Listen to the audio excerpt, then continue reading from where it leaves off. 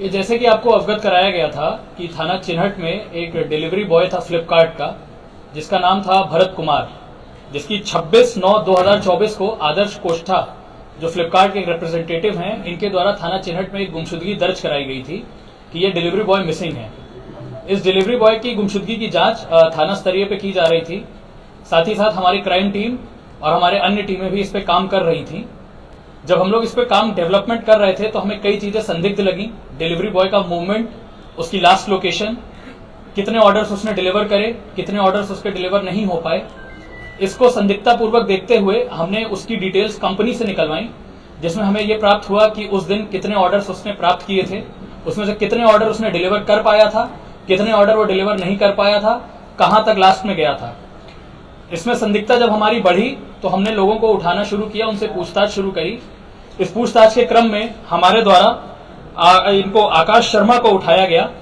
इनसे जब गहनता पूर्वक और सख्ती से पूछताछ करी तो इनके द्वारा बताया गया कि इनके और इनके साथी गजानन द्वारा अपने एक मित्र हिमांशु के मोबाइल से एक मोबाइल फोन की ऑर्डर किया गया था। इनके द्वारा 2 मोबाइल फोन मंगाए गए, जिसमें एक mobile phone Vivo V40 Pro और एक Google Pixel 7 Pro था।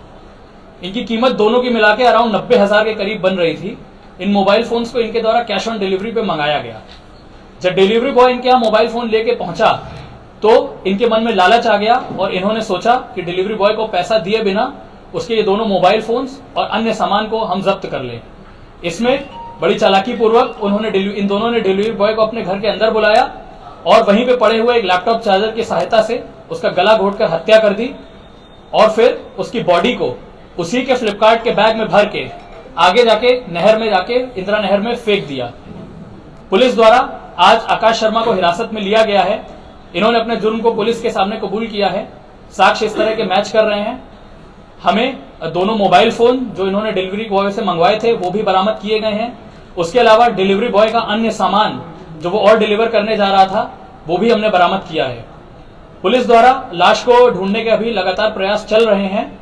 हमारे द्वारा एनडीआरएफ की टीम, एसडीआरएफ की टीम और लोकल गोताखोरों से लगातार संपर्क किया जा रहा है।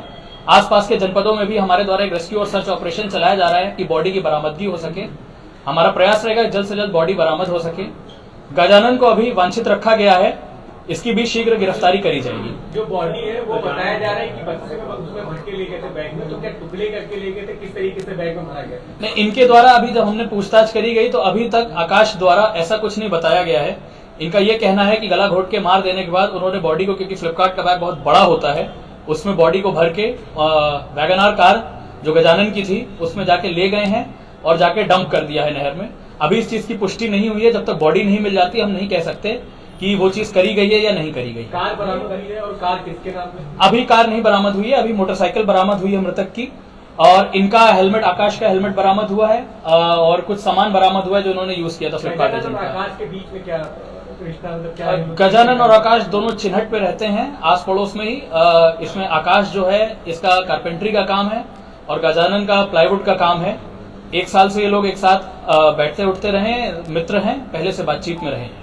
ये जो आकाश, ये जो गजानन है और जो मृतक है भरत, क्या इनमें भी आपस में परिचित थे? बताया जा रहा है कि गजानन भी जो है उसी फ्लिपकार्ट पर। हाँ, ये ठीक बताया गया है। गजानन पहले भी उस कंपनी में 2-3 महीने काम किया है, लेकिन ये उसका परिचित नहीं रहा, इनका कभी आपस में संपर्क नहीं रहा है।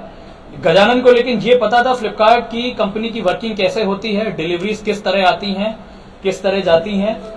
ऐसा इसने करने का प्रयास किया। एक चीज अभी तथ्य में और संज्ञान में आया है जिसको भी हम प्रमाणित नहीं कर पाए हैं कि मृतक की मृत्यु का हत्या कर देने के बाद गजानन द्वारा जो बची हुई डिलीवरीज हैं उन्हें भी करने का प्रयास किया गया था ताकि किसी को शक ना होए कि डिलीवरी बॉय की हत्या हो गई है या वो मिसिंग है, लेकिन इसको ये पूरी तरह कर नहीं पाए थे। इस पर भी गहनता से कार्य चल रहा है। फ्लिपकार्ट पर जिस तरीके से हिमांशु के द्वारा जो किया गया मोबाइल जो है किया गया, उसके बाद पहुंचा ये था, उसके बाद गजानन और जो दूसरा शख्स है इन दोनों का क्या रोल वहाँ पे, हिमांशु का क्या रोल रहा है इसमें? हिमांशु को गजानन ने आके अप्रोच किया था कि मुझे मोबाइल फोन ऑर्डर करने हैं। हिमांशु द्वारा अपने मोबाइल फोन से इनको मोबाइल ऑर्डर करे गए थे। जब डिलीवरी बॉय वहां देने आया था तो हिमांशु द्वारा गजानन को बता दिया गया था कि तुम्हारा फोन का ऑर्डर आया है, इसको रिसीव कर लो। हिमांशु को अभी तक की प्राथमिक जांच से ये पुष्ट नहीं हुआ है कि हिमांशु को इसकी जानकारी थी कि नहीं कि हत्या करेंगे नहीं। विवेचना अभी प्रचलित है, जो भी तथ्य संज्ञान में आएगा उसके आधार पर अग्रिम कार्रवाई करते रहेंगे।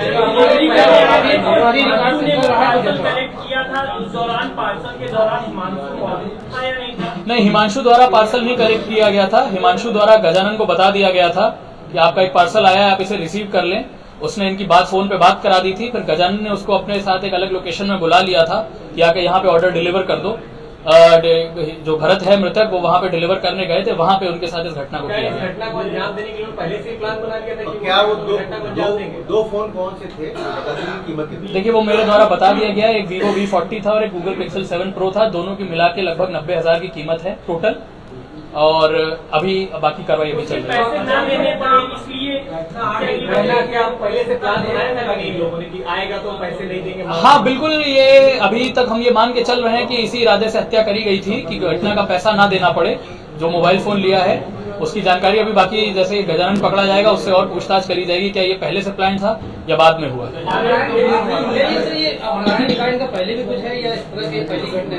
नहीं, अभी तक इनका आपराधिक इतिहास चेक कराया गया तो अभी ऐसा कोई आपराधिक इतिहास नहीं मिला है। अभी हम और गहनता से चेक कराएंगे, अगर कुछ होगा तो उससे अवगत कराएंगे। घटना 8 दिन पुरानी है, लेकिन पुलिस के पास वो गए, लेकिन कोई संपर्क नहीं हो पाया, ना ही उनकी मदद हुई, और 8 दिन बाद जाके पुलिस ने कहीं सरकार से जाके, तो क्या लग रहा है कि इसमें भी कहीं कोताही हुई है?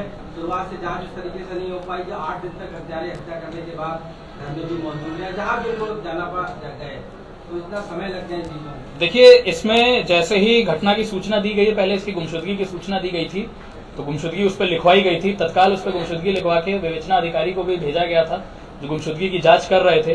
क्राइम टीम भी हमारी साथ के साथ काम कर रही थी। इसी की वजह से घटना का खुलासा भी हो पाया है। इसमें अभी तक ऐसा कोई नहीं लापरवाही निकल पाई है, लगातार इसमें काम हो रहा था, इसी वजह से आज इस घटना का खुलासा भी हो पाया। जब तक पुलिस की गिरफ्त में नहीं आए थे तब तक लोग क्या कर रहे थे? जो अभियुक्त थे, क्या वो अभी डिलीवरी करने का प्रयास कर रहे थे? गजानन अभी फरार हो गया है।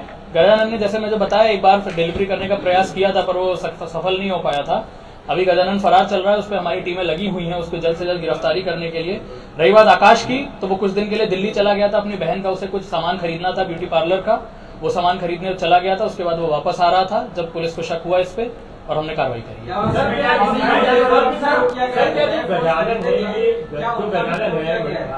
इसको क्या श्योर था कि मतलब अगर मैं ऑर्डर करता हूँ ऑनलाइन तो भरत ही आएगा या कोई और भी? नहीं, ऐसी इसकी कोई जानकारी नहीं थी। अभी प्रथम दृष्टया की जांच से ऐसा कुछ नहीं निकल के आया। इसे ये नहीं कंफर्म था कि भरत आएगा ऑर्डर देने या कोई आएगा।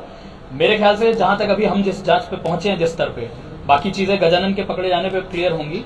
तो इसको ये क्लियर नहीं था कि कौन आएगा, इसको बस मोबाइल चाहिए था और बड़ी चालाकी से बिना पैसा दिए ये दोनों मोबाइल और सामान रखना चाह रहे हैं। कोई भी आता? हाँ।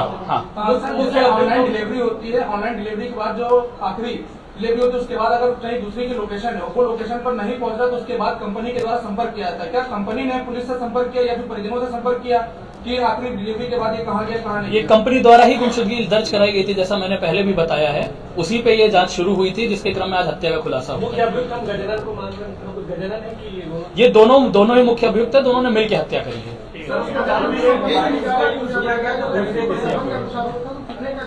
नहीं, इस चीज की अभी कोई प्रामाणिकता अभी हमारे पास नहीं है। इसके लिए अभी विवेचना चल रही है। जैसा मैंने बताया, कंपनी से पूछताछ करी जाएगी। गजानन जैसे ही पकड़ा जाएगा, गजानन से पूछताछ करी जाएगी, उसके आधार पर आगे बताएंगे।